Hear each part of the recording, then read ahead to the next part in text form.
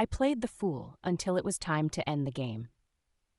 The hook, the invisible woman. Close-up of Nyara's eyes behind thick, smudged lenses. She is fumbling with a stack of papers that falls to the floor. A wealthy executive walks past, stepping on one of the pages without looking back. Narration. The most dangerous place for a predator to hide isn't in the shadows. It's in plain sight, wearing a smile of pure, concentrated incompetence. My name is Nyara Voss. At the corporate headquarters of Vanguard Holdings, I was a ghost in a polyester suit. I was the girl who tripped over air, the girl who forgot her own password. She was the girl who inspired sympathy from all, yet remained unseen by anyone. They thought I was a fool. I let them. Because when people think you're an idiot, they stop hiding their sins. They talk freely on their phones while I'm cleaning their desks. They leave their drawers unlocked while I'm struggling to fix the paper shredder.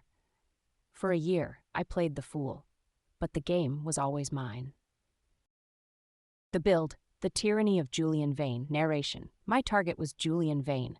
He was the golden boy of the firm, a man who used charisma like a weapon and people like footstools. To Julian, I wasn't a human being. I was a prop in his daily drama of superiority. "Nyara, darling," he'd say, loud enough for the whole floor to hear. "I know alphabetizing is a complex task for you, but do try to keep the M files away from the P's. It's embarrassing." I'd lower my head, adjust my glasses with a shaky hand, and stammer, I'm so sorry, Mr. Vane. My head, it just gets muddled sometimes." Julian would laugh, a sharp, ugly sound, and walk away. He felt big because I looked small. But while he was busy mocking my muddled head, I was mapping his digital footprint. Julian wasn't just a bully, he was the architect of a shadow operation. He was diverting millions from the company's humanitarian fund, money meant for clean water in developing nations, into a private account to fund his gambling debts in offshore villas. He called the account the blood ledger. He didn't think I could read a spreadsheet, let alone a forensic audit. That was his first mistake. The climax, the frame-up narration. The breaking point came when the board of directors announced a surprise internal audit. Julian panicked. He needed a scapegoat, someone so pitiable and so seemingly incompetent that no one would question their mistake. He called me into his office at 7 p.m. The room smelled of expensive scotch and desperation. "Nyara," he said, his voice dripping with fake sympathy. "There's been a discrepancy, a big one, and unfortunately, it's all tied to your login credentials. I tried to defend you, I really did, but the evidence, it's damning." He pushed a document toward me. It was a confession. If I signed it, I'd go to prison for 10 years, and he'd give my ailing family a quiet settlement. I looked at the paper. I looked at the man who had spent a year making my life a living hell. I felt the familiar urge to play the part, to cry, to beg, to be the victim. But Nyra-Voss was tired of playing. I didn't cry. I didn't stammer.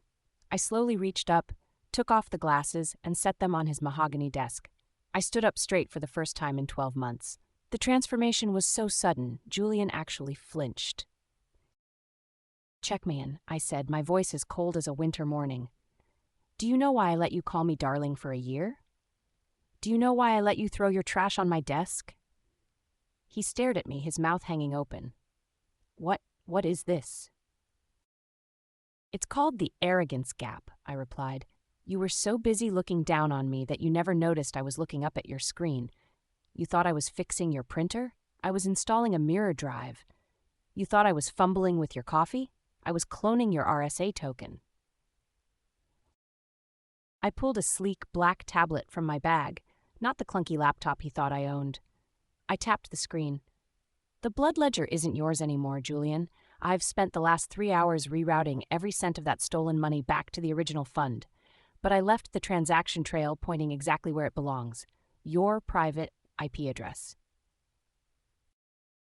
Julian lunged for me, but I didn't even move. I didn't have to.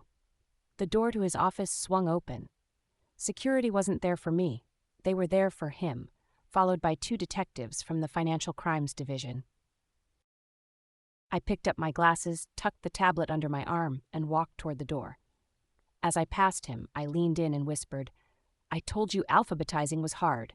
I put your name under P, for prisoner." If you're loving this story, smash that subscribe button and hit the bell so you never miss another one.